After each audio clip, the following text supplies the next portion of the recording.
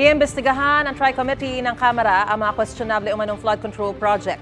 Pero tutol dito si Presidential Son at House Majority Leader Congressman Sandro Marcos dahil aniya bakit mag-iimbestiga sa issue ang Kamara gayong pinaghihinalaang sangkot ang ilang mambabatas. May unang balita si Maki Pulido. Nang manalasa ang magkakasunod na bagyo at habagat sa Visayas nitong Hulyo, binaha ang Iloilo City kung saan may namatay, gayon din sa Oton at iba pang bayan sa probinsya. Sinisi ni Iloilo City Mayor Raisa Treñas ang anyay mga palpak na infrastruktura, hindi tapos na mga proyekto at ghost o nawawalang flood control projects. Aabot anya sa 4 na bilyong piso ang halaga ng mga ito sa loob lang ng 2 taon. Yung iba hindi namin makita kasi sometimes sa projects naka-specify lang, naka-general lang, slope protection for Iloilo or walang specific address. So kaya hindi din kami makabigay ng specific kung ano ba details kung paano na or kamusta na yung project.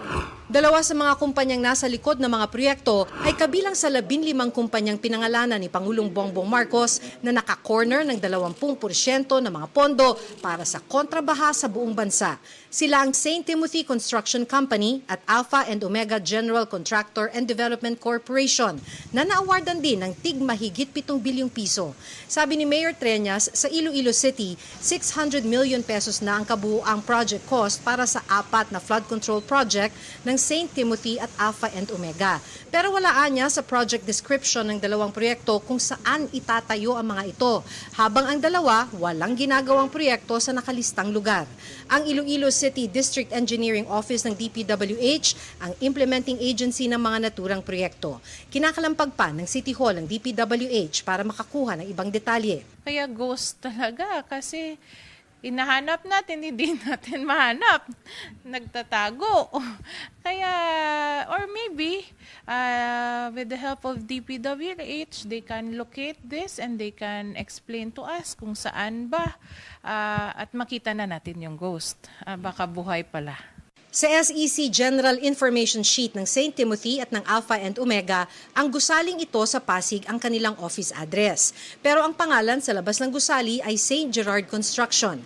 Kahit ang St. Gerard, may questionable rin umanong proyekto sa Iloilo City, ayon kay Mayor Treñas. The St. Gerard project, according sa barangay captain, na andun was to have an esplanade. Instead daw mas mataas daw yung esplanade, mas bumaba. Parang not according to specs. Sinubukan uli naming kunin ang pahayag ng mga kumpanya pero hindi pa rin sila nagbibigay ng pahayag. Ang mga questionable umanong flood control project iimbestigahan sa Kamara ng Tri-Committee, ang Public Accounts, Public Works at Good Government. Pero hindi pabor dito ang Presidential Son na si House Majority Leader Sandro Marcos. What do you say about criticisms that the House doesn't have the credibility to conduct its own investigation into flood control projects? I actually agree. There are I agree. dozens of contractors. I And why, agree. sir? In what way, Majority? Why would a body investigate itself? Kabilang daw kasi sa pinaghihinalaan ang ilang mambabatas. I think we shouldn't get ahead of ourselves. Although the House, I believe, should assist in being able to identify where the anomalies are, I think it will be primarily the prerogative of the executive to be able to identify where these anomalies lie, given the fact that, again, the accused, so to speak, is within the legislature. Kaya sabi ni Quezon Representative at House Senior Deputy Speaker David Suarez, isang independent body ang mag-iimbestiga. We need a third party to look into it because, mag-Congress kasi mag-imbestiga, sasabihin na we're investigating ourselves. So dapat talaga may third party na mag-iimbestiga. Are you open to a third-party investigation of the House and its possible ties to contract? I don't see anything wrong with that. Pinatawag na House Committee on Public Accounts ng DPWH para magbigay linaw sa issue. Pero kwinestyon ni Navotas Representative Toby Chanco ang jurisdiction nito. Kasama tayo sa tinitingnan dito. Dahil wala namang magiging kalokohan dito kung hindi napondohan. At yung budget nanggaling sa Kongreso. So Mr. Chair, gusto ko lang siguraduhin na talagang sinusunod natin ng stricto ang ating rules. Hindi po ba dapat ang committee na sumasakop dito ay yung good government and mas shoot siya doon. Yung pong Committee on Public Accounts principally is a committee assigned to the minority. Opo. And the minority would like to be very relevant on current issues. Okay.